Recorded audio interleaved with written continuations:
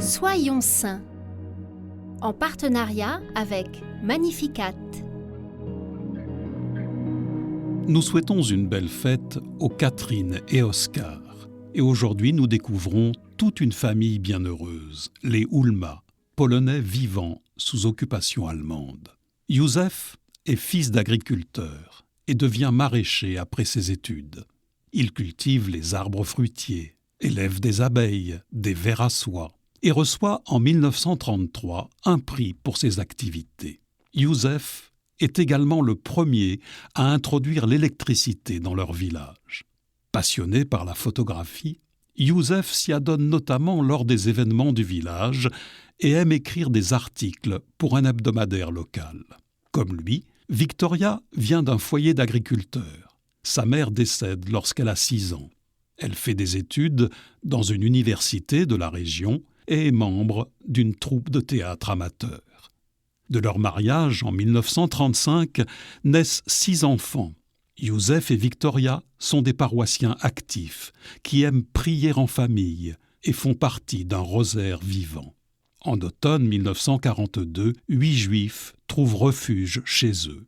Ils s'organisent simplement, malgré le danger, et vivent comme une seule famille. Leur ferme est située à l'écart de la ville, mais leur action ne demeure pas secrète longtemps. Dénoncés, une patrouille vient tous les assassiner. Victoria est enceinte de 9 mois de leur 7e enfant. Leur aîné venait d'entrer à l'école primaire. Une grande panique s'ensuit dans le village et on retrouve le lendemain une vingtaine d'autres cadavres de Juifs dans les champs, tués par ceux-là même qui les avaient abrités pendant une vingtaine de mois. Le 13 septembre 1995, les prénoms de la famille Ulma sont inscrits au mémorial de Yad Vashem comme justes parmi les nations. Le 10 septembre 2023, Józef, Victoria et leurs 7 enfants sont béatifiés à Markova. Événement exceptionnel dans l'histoire de l'Église, c'est la première fois qu'une famille entière est béatifiée et collectivement reconnue comme martyr. Dans la Bible familiale, on retrouve, soulignée au crayon, la parabole du bon samaritain. Jésus la raconte pour illustrer le commandement « Tu aimeras ton prochain comme toi-même ».